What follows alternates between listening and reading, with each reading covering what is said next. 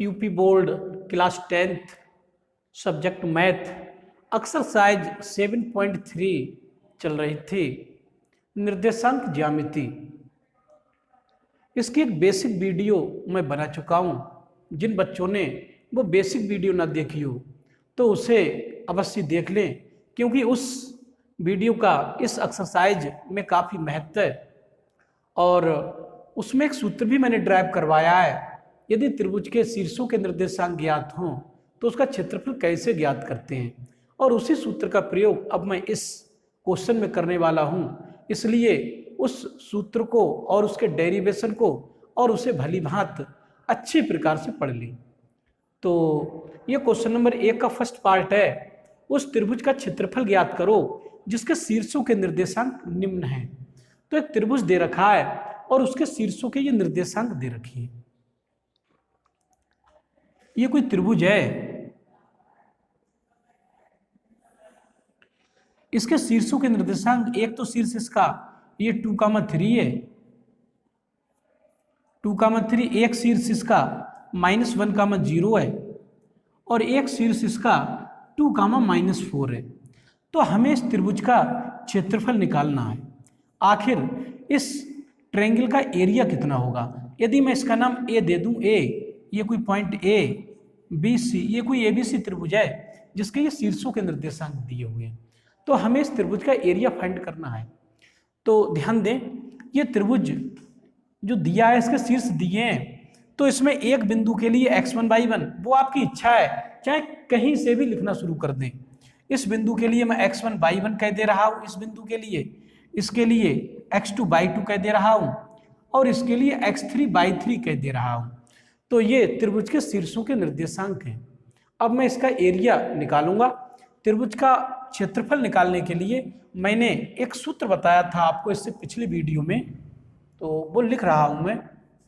त्रिभुज का एरिया बराबर 1/2, और यहाँ पर इस त्रिभुज का नाम भी मैंने लिख दिया है ABC। तो इसका नाम लिख दे रहा हूँ, त्रिभुज ABC। त्रिभुज ABC का एरिया मीन्स इसका क्षेत्रफल इज इक्वल।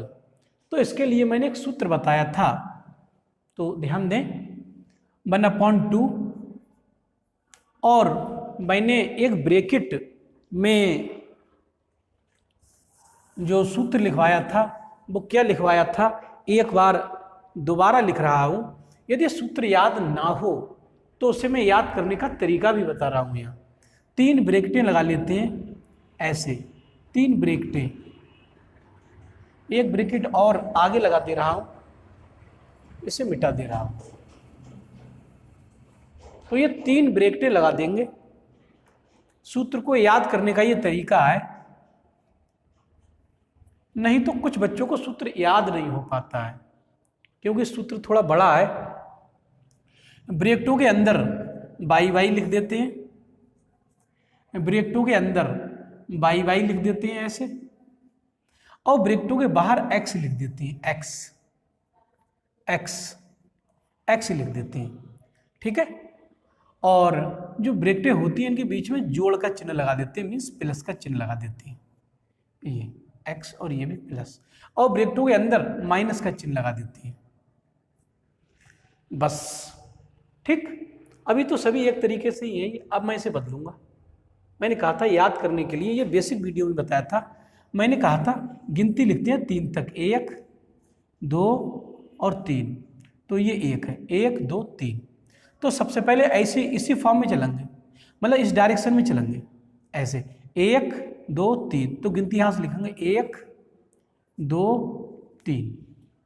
तो 1 2 3 1 से लिखी थी, अब हम 2 से लिखेंगे, 2 से 2 3 1 यहाँ से लिखेंगे। पहले यहाँ से लेके यहाँ तक लिखी थी गिनती, अब 2 से लिखना शुरू करेंगे, यहाँ से लेके यहाँ तक गिनती लिखेंगे 1 तक। तो 2 3 1, तो यहाँ पर 2 3 1। पहले 1 से लिखी थी 3 तक, फिर 2 से लिखी थी, फिर अब 3 से लिखेंगे, यहाँ से 3 से लिखेंगे तो 2 तक ही लिखेंगे, यहाँ तक 3 1 2। तो यहाँ x3, ये जो x लिखा हुआ था यहाँ से 3, यहाँ से लिखेंगे 3 1 2, 3 1 2। तो ये त्रिभुज के क्षेत्रफल का सूत्र है। इसे याद करने का ये सिंपल तरीका है। बच्चों को याद नहीं रहता x1 ब्रैकेट में y2 minus y3 plus x2 bracket में y3 minus y1 plus x3 bracket में y1 माइनस y2। तो इसे इस प्रकार भी हम लिख सकते हैं। तो आगे अब मैं इस त्रिभुज का क्षेत्रफल निकाल कर दिखा रहा हूँ कि इस त्रिभुज का क्षेत्रफल आखिर कितना होगा। तो सभी बच्चे वीडियो में बने रहें और लास्ट तक क्वेश्चन को पूरा देखें, तभी आप लोगों की क्वेश्चन समझ में आ पाएंगे और आप लोग अगले के प्रश्नों को भी हल कर पाएंगे। तो यहाँ से 1/2 इसे तो ऐसे रखा, ब्रैकेट के बाहर x1 है, x1 का मान यहाँ से 2 है, y2 माइनस y3, y2 का मान 0 है, माइनस y3 का मान यहाँ से माइनस के 4 है। तो ये माइनस के 4 है, तो माइनस और माइनस दो माइनस इकट्ठे होंगे तो प्लस बना लेंगे ये। फिर प्लस का x2 के स्थान पे वैल्यू माइनस के 1 है, x2 के स्थान पे माइनस के 1 है, तो माइनस है तो ब्रैकेट में लिख देंगे माइनस x2 के स्थान पे। फिर ब्रैकेट में y3 का मान माइनस के 4 है, तो माइनस 4 लिख देंगे, माइनस y1 की बात की जाए तो y1 का मान 3 है, प्लस x3 का मान यहाँ से 2 है, और ब्रैकेट में y1 का मान 3 माइनस y2 का मान 0 है, ब्रैकेट बंद। तो ये हमने जितने भी मान थे x1 y1 x2 y2 x3 y3 के मान इसमें रख दिए। तो यहाँ से त्रिभुज का एरिया अब हम निकाल रहे हैं। ये दो तो ऐसे ही, ये ब्रैकेट में 4 में जब शून्य जुड़ेगा तो ये 4 ही रहेंगे, और यहाँ से प्लस और माइनस माइनस का 1 रहेगा, माइनस के 4 ये, माइनस के 3 ये, माइनस के 7 हो गए, प्लस के 2 तो ऐसे ही, 3 से जब 0 घटेगा तो 3 ही रह जाएंगे यहाँ से। तो ये मिलेगा 1/2, और ये 4 दूनी 8 हो जाएंगे, यहाँ से माइनस और माइनस प्लस, 7 एकम 7 प्लस 3 दूनी 6, तो ये 1/2 और ये जुड़ जाएंगे, जुड़ के हो जाएंगे 8 7 15 15 6 21। तो ये आपका 21/2 मिलेगा, 21/2। हम चाहें तो 21/2 भी लिख सकते हैं, और ऐसे ना लिखें तो भाग कर देंगे 2 से। तो 2 ढाई 20, 10 सही 1/2, 10 दूनी 20 और 1 21/2। इतने वर्ग मात्रक क्षेत्रफल का जो सूत्र होता है वो वर्ग होता है, वर्ग, और मात्रक मीन्स इकाई। इसकी इकाई यहाँ पर कुछ दी हुई नहीं है, तो यहाँ पर हम वर्ग मात्रक लिख देंगे। तो इस प्रकार इस त्रिभुज का एरिया है 10 सही 1/2 मात्रक। इसे 10.5 भी कह सकते हैं, ऐसे भी लिख सकते हैं हम लोग। त्रिभुज का एरिया, त्रिभुज ABC का एरिया, इसका जो एरिया आया निकल के, चाहे 21/2 वर्ग मात्रक लिख दो, चाहे 10 सही 1/2 वर्ग मात्रक, या ऐसे भी लिख सकते हैं 10.5। ये 1/2.5 होगा, 10 तो पूरा है, तो इतने वर्ग मात्रक भी लिख सकते हो। आंसर यहाँ भी छोड़ सकते हो, यहाँ भी छोड़ सकते हो, यहाँ तक भी लिख सकते हो। तो ये त्रिभुज का क्षेत्रफल आ गया इसका निकल के 10.5 वर्ग मात्रक। ये आंसर हुआ हम लोगों का इस क्वेश्चन का। तो मैं समझता हूँ ये कोई कठिन क्वेश्चन नहीं था।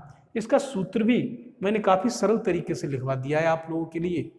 तो मैं समझता हूँ ये क्वेश्चन अब आप लोगों की समझ में आ गया होगा।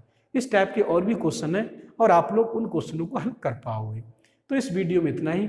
वीडियो को लाइक कर दें, चैनल को सब्सक्राइब कर लें, और मेरे द्वारा पढ़ाई जाने वाली इस वीडियो को यार दोस्तों में भी शेयर कर दिया करो, जिससे गरीब और कमज़ोर वर्ग के बच्चे भी इस निःशुल्क, सस्ती और मुफ्त शिक्षा से लाभान्वित हों और भविष्य में एक अच्छे गणित छात्र के रूप में जाने जा सके। तो इस वीडियो में इतना ही। धन्यवाद।